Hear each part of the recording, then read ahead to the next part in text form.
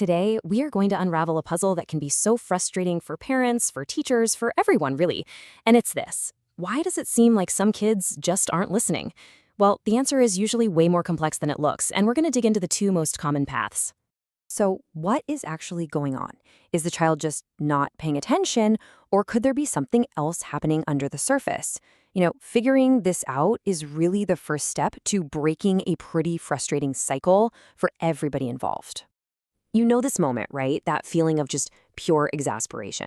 You've asked your child to do something so simple, like put on their shoes, and you get nothing. It feels like they're ignoring you on purpose. But what if they're not? What if the problem isn't with their listening, but with how the message is getting through?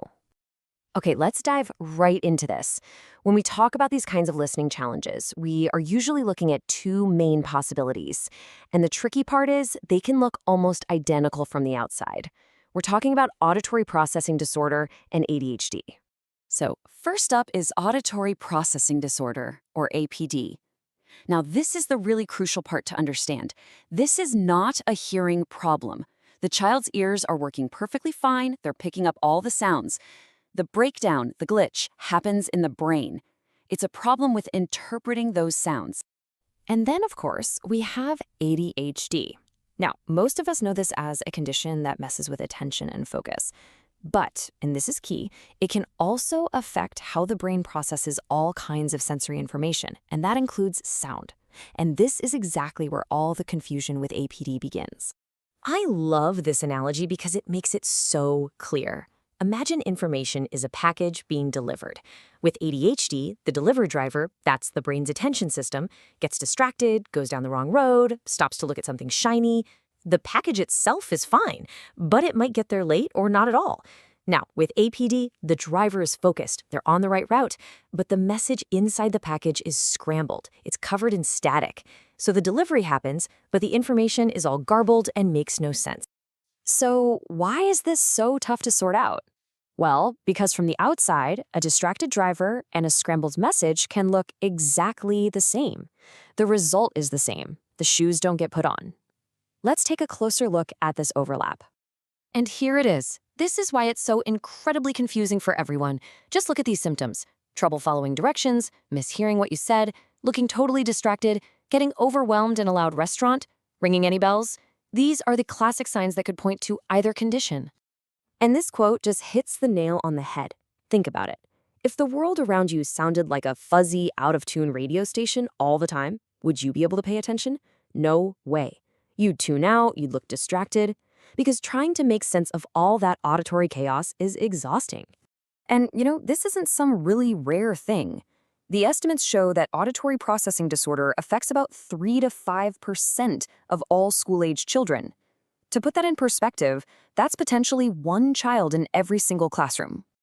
All right, so if they look so similar, how in the world do you actually tell them apart? This is where we have to become detectives. Let's get into the diagnostic process and see how the professionals find the real clues. Okay, first things first. Professionals have to rule out a basic hearing problem. This is ground zero. It's so important to get this straight. Hearing loss is an ears issue. The ears themselves have trouble detecting the sound waves. APD is a brain issue. The ears detect the sound just fine, but the brain can't figure out what to do with it. Now, this is where it gets really scientific and pretty cool. An audiologist has a whole battery of specific tests designed to push the brain's auditory system to its limits. They'll test things like, can you process different sounds coming into both ears at once? Can you hear tiny little gaps in a sound? Can you pick out words when there's a lot of background noise? These tests are designed to pinpoint exactly where the processing is breaking down in a way that just watching a kid in a classroom never could. So this is the main takeaway for diagnosis. You absolutely cannot figure out if it's APD using an ADHD checklist or a standard attention test. It just won't work. It takes a specially trained audiologist and this very specific set of auditory tests to really know what you're dealing with. Otherwise, you're just guessing. Okay, so let's say you have a diagnosis, or maybe you just have a suspicion. Whether it's APD, ADHD, or even both, the real goal is to help, right? So let's talk about some practical, real-world strategies that can make a massive difference. In a classroom, simple changes can be absolute game changers. Just moving a child's seat to the front, away from the noise of the hallway or the playground outside, can do wonders. Turning off a humming fan, Making sure the teacher's face is easy to see for lip reading cues, these are small things. And that little trick of saying the child's name before giving the instruction, it's like a little alert to their brain that says, hey, wake up, important information is coming. And these strategies are just as powerful at home.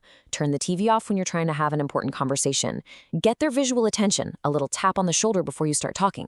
Instead of that long list of instructions like, go upstairs, get in your PJs, brush your teeth, and grab a book, break it down. Just say, okay, first go get in your PJs. And my personal favorite, the repeat back trick. It is pure gold for confirming the message actually got through correctly. So we've been through a lot here, from the confusing symptoms to the diagnosis, all the way to strategies that can help.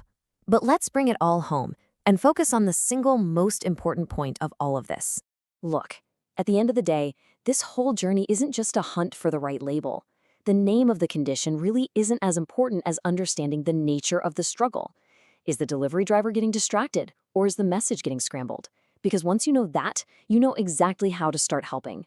The goal is to give them the specific support they need to succeed. So let's end with this thought. What if we shift our focus? What if the goal isn't about finding the perfect, neat little label, but about finding the right support system, the right strategies to allow that child to truly thrive? When we make that shift, that's when we empower our kids, our students, and frankly, ourselves to turn these challenges into successes.